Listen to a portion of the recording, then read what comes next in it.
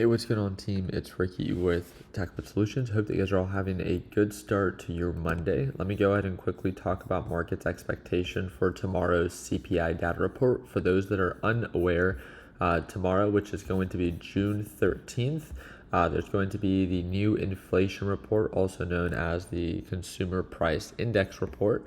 And this is where, again, this report pretty much just tracks month after month if inflation is going up or down.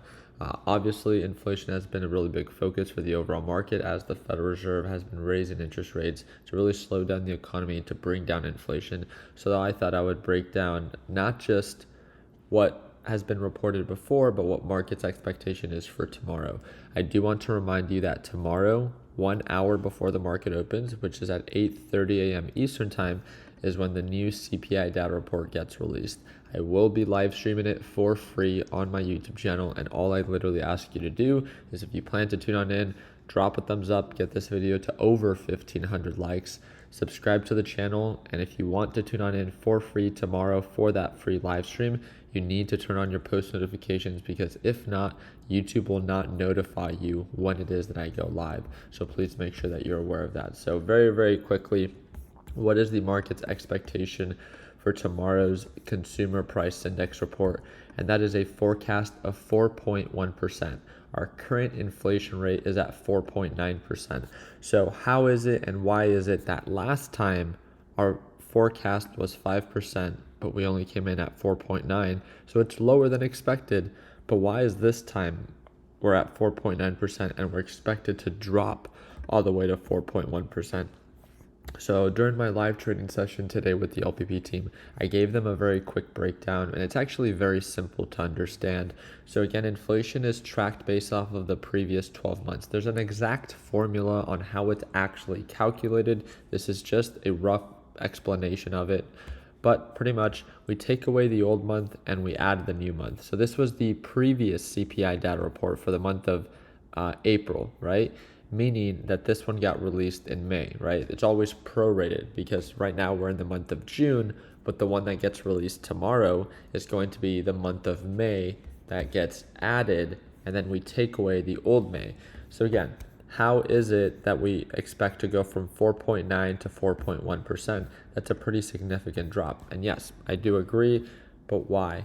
Well, let's do the math very quickly. And again, there's an exact formula, so it's not exactly like this.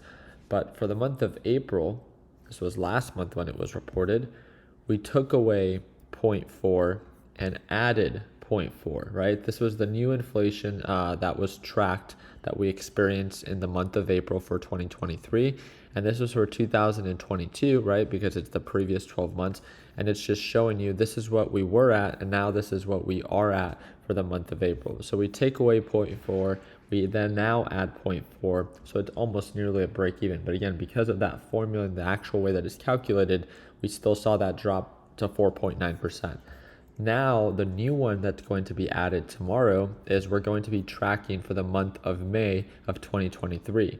But the month of May for 2022, we saw a huge jump of 0.9%.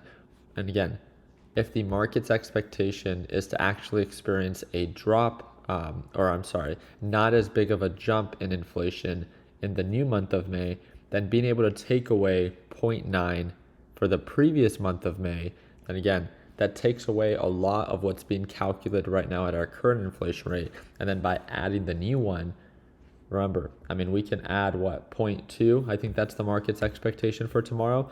Market's expectation is to see in the month of May that we're going to see an increase of 0.2%. So we can do that all day, right? We can add 0.2, which is what we saw in November. We'll add 0.2 to our formula, but then we take away 0.9. And you see the big difference there? We're taking away a huge month where inflation gapped up in 2022 very quickly. But in the month of May for 2023, inflation is not jumping up as quickly. And this is why we should be able to see that big decline from 4.9% to 4.1%. Now, again, this is just a forecast. That doesn't mean that that's actually what needs to be reported, right? What could happen is that if the actual inflation rate comes in higher than expected, let's say it comes in at 4.2, 4.3%, the market can react in a negative way because inflation is coming in higher than expected, And that means inflation is not coming down as quickly as we originally expected it, which means the Federal Reserve the following day, which is going to be on the 14th, can announce a rate hike to accommodate how much inflation is still not going down. So this is the domino effect.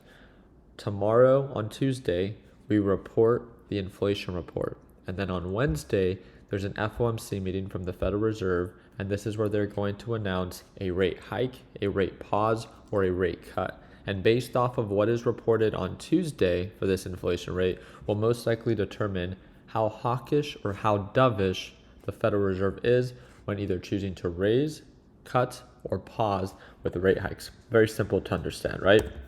But again, if this is still something that you're a little bit new to and you want to be able to get an explanation as it's happening live, this is the whole point of our live sessions. I mean, I trade live every single morning. If you want to learn more about it, it's the second link in the description down below.